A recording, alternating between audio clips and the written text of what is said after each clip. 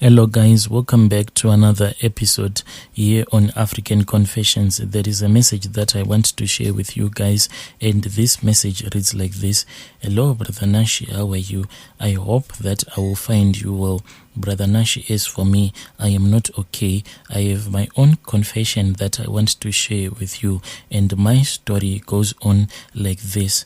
My brother, I am a woman who is married, and I have 3 children in this marriage. So before I had gotten married to my current husband, I was married to another man. In my previous marriage, there was a lot of abuse that was going on. I can say that the marriage was just too toxic, and right now I have a little bit of depression because of the toxicity that was in that marriage. So that man that I was staying with in my first marriage, after we had an argument one night, what he did is that he drove out of the yard and he started driving. That was when he got involved in a car accident, and this is what he used to do. After fighting with me or after beating me up, he used to start punching the walls, or he would take a knife, then he would go outside. There was this other banana tree. He would go to that banana tree and he would start stabbing that banana tree as if he wanted to show me that if he wanted to kill me, he could do it. I was always scared because whenever I would try to tell him that I can't do this anymore, that was when he would take a knife and he would place it in front of me.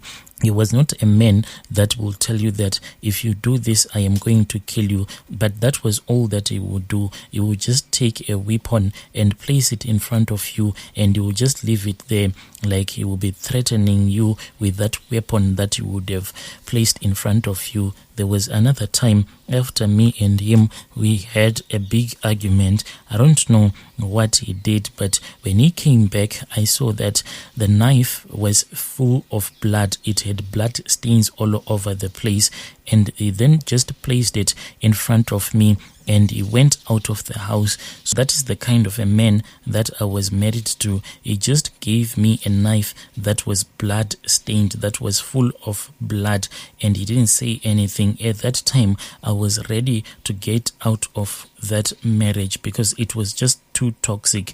But when he gave me the knife that was full of blood, I really felt so scared, because this was like a message to me that if I try to move out of the house with my kid, then he was going to kill me. At that time, I only had one child, but after this fight, that was when we had another child. Then after I had given birth, that was when we had another big argument, and he took the car. And when he had taken the car, that was when he started driving, and he was involved in an accident. When he was involved in that accident, he broke his leg. So for many months, he could not work, and we started to struggle at home. Then I started going around looking for any work opportunity until I had given my testimony at church. But I was not like telling people at church that I was being abused, even though people at church, they knew that my husband, he was an abuser. But I just stood in front of church and I just said that I wanted to thank God that I was still alive, even though back at home we were struggling because my husband was not working. After I had given this testimony and after I had cried whilst I was standing in front of church, so as the prophet was now busy preaching, that was when he called out to me and he said that God had spoken to him whilst I was busy giving my sad testimony, and God had told him that I was supposed to work for him. That was how I started working for the prophet. So when I was working for the prophet, Brother Nashi, quickly I saw that this so-called man of God, he was into dating a lot of women. That was all that he wanted to do for him, because as a woman who could drive, what he would do is that he would give me this other phone. This phone, all the times it used to stay with me. He never touched that phone. He said that the reason why I was the one who had the phone at all the times, it was if those women wanted to expose him, if they would go on social media or if they would go to a radio station to try and to expose him, then there will be no connection getting back to him. He would never speak with those women using voice notes or anything. He would never chat with those women. All of those women, they would come through me, and they were not allowed to say his name. Any woman that he would be dating, no matter how much he was in love with that woman, the moment that when she would just say his name over the chat, what I was supposed to do is that I had to delete those messages. I think that this man, he even went as far as like hacking other women's cell phones, the ones that he had dated, because there were so many women that would come back to me after they had slept with him. Then those women, they will say that they don't know what happened to their phones because they just woke up one morning. Like this other lady, she was crying because she said that when she woke up one morning and when she was going over her gallery, she saw that her gallery was empty, and the reason why she was crying, it was because in her gallery there were some pictures of her son who had passed away. So she had all of his pictures on that phone, but the pictures were in the memory card, but everything that was in the gallery had been wiped off. I don't know if it is possible that someone can hack someone's phone, then they just delete each and every information that will be in the gallery. So this is what the prophet used to do. I was now the girl that he would send to do all of his dirty works. If he was in love with a woman that will be in church, he will then send me to that woman. Then I'll start to become friends with that woman that the prophet will be lusting after, and the more that I'll become friends with her, he'll be giving me money so that I can spoil that woman. Then after I had spoiled that woman with a lot of money, slowly but surely I'll then start to introduce that woman to the prophet, even though the woman would have known about the prophet, like taking that woman and pretend as if the prophet had called me to his office, and whilst would have gone to the prophet's office, that was when the prophet will look at that woman that I would have brought into his office and give that woman a false testimony. Because when I'll be friends with that woman, I'll be asking her a lot of questions, like personal questions, and I'll be telling the prophet all of her personal issues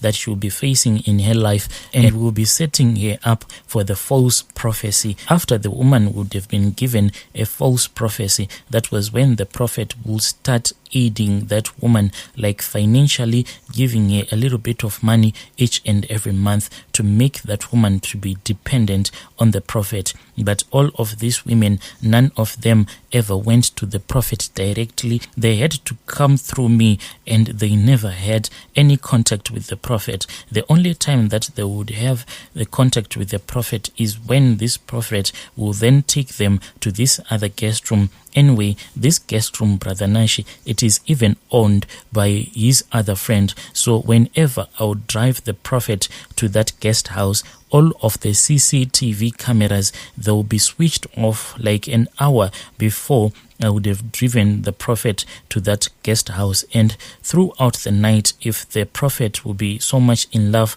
with that woman, because what he used to do is that he would only sleep with the woman once, then he would lie to the woman that God had called him to go and pray. But if he was in love with that woman, he would be sleeping with that woman throughout the night at that guest house. So if you would sleep with that woman at that guest house throughout the night, I would make sure that all of the CCTV cameras, they will be switched off, and each and everything, Brother Nashi, it was always done off the books, and no cards were used, only cash. And this prophet, Brother Nashi, is so much paranoid. I don't know if he is still doing this, but when I was working for him, what he used to do is that he would even direct me to go and withdraw the money at an ATM. And this ATM that I would go to withdraw the money, it was an ATM that was out of town. So I had to drive like 1 hour 30 minutes